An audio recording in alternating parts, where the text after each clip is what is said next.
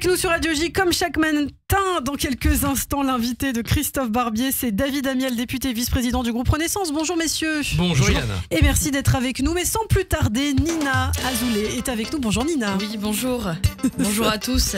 Bon, évidemment, difficile de ne pas parler de ce qui s'est passé ce week-end. Voilà, l'Iran qui a lancé une attaque de drone contre Israël. Et alors, l'Iran estime que c'était une vengeance, donc demande à Israël de ne pas réagir militairement. Déjà, je pourrais m'arrêter là pour la vanne, honnêtement. Mais déjà, l'Iran, en fait, on dirait un petit chien qui aboie contre un pitbull et qui ensuite va pleurer parce qu'il a peur de se faire bouffer. Un petit peu culotté quand même cette histoire. Je pense qu'on pouvait pas faire. Je pensais qu'on pouvait pas faire plus culotté que mettre l'Arabie Saoudite à l'ONU pour la condition de la femme. Mais visiblement, si, c'est possible. Non, en fait, apparemment, l'Iran voulait faire une démonstration de force. Sauf que bon, c'est un peu comme la culture. Hein, quand tu veux trop l'étaler, c'est que t'as pas grand-chose. C'est ça. On peut dire que c'est comme la confiture. Ouais, voilà, c'est ça. Moins t'en as, plus tu l'étales.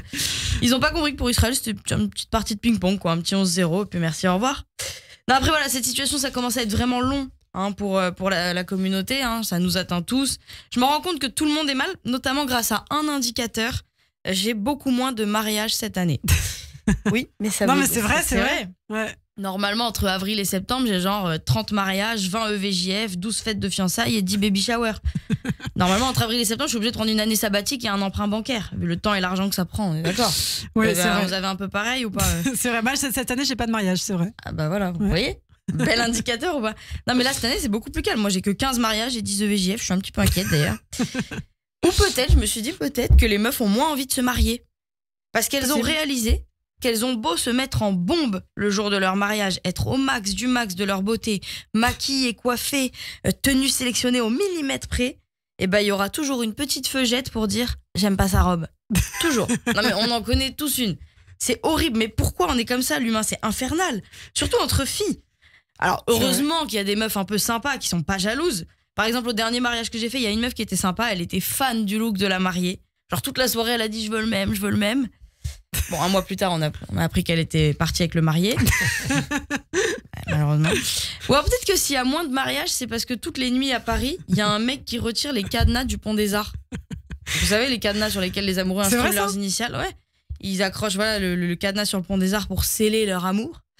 Et bah sachez qu'un gars du doux nom de Guy, toutes les nuits, il fait péter les antivols de vélo où sont accrochés les cadenas des amoureux avec une barre de fer. Donc si vous avez des problèmes de couple, bah sachez que c'est à cause de Guy. Genre toi tu passes des années, des mois, des années à construire une relation solide et à faire des concessions, des sacrifices et tout, pour que tout s'effondre avec un coup de barre de fer de Guy. Voilà. En fait, Guy, c'est pas du tout un amoureux du patrimoine français, c'est un gros rageux, célibataire, qui veut que tout le monde soit aussi seul que lui. Vous avez dit quoi? Non, je connaissais pas cette histoire. Je me demande pourquoi il fait ça. Mais parce que c'est un gros rageux, tout simplement. Et puisqu'on est sur le thème de Paris, Margot Robbie a annoncé qu'elle allait produire un film adapté du jeu de société Monopoly. Ah, après les Sims? Après Barbie, les Sims, c'est Monopoly. Vraiment pas hésiter à faire preuve de créativité, hein, au bout d'un moment. Non, déjà les Sims, j'avais du mal à voir ce qu'ils allaient faire. Mais Monopoly, alors là, j'avoue que... Franchement, s'ils n'ont pas d'idée, je peux leur suggérer de venir me filmer au quotidien. Parce que moi, voilà, j'ai tellement pas le sens de l'orientation, je me perds tellement tout le temps dans la rue, qu'on va vite faire toutes les rues de Paris avec moi. Voilà, c'est une suggestion. Ou peut-être qu'un film Monopoly, ce serait un film où tu vois des gens qui s'enrichissent pendant que d'autres sont en train de tout perdre et de faire faillite. Super film. Un petit peu la France, finalement. Bon, non mais c'est vrai, t'imagines si vraiment dans le film il y en a qui plus ils s'enrichissent, plus ils veulent détruire les maisons de leurs amis pour y construire des hôtels à la place. Ils demandent un loyer à leurs amis dès qu'ils viennent chez eux. Quand ils pensent, c'est fou ce jeu. Ouais, passer par la case prison. Ouais, la case prison. Au moins en France t'as une chance de t'en sortir. Dans le Monopoly t'as pas une chance de t'en sortir. Tu connais bien Christophe, visiblement la case prison. Pourquoi? Ça arrive beaucoup. En politique, ça arrive. Ah oui, en politique, ouais, bien sûr.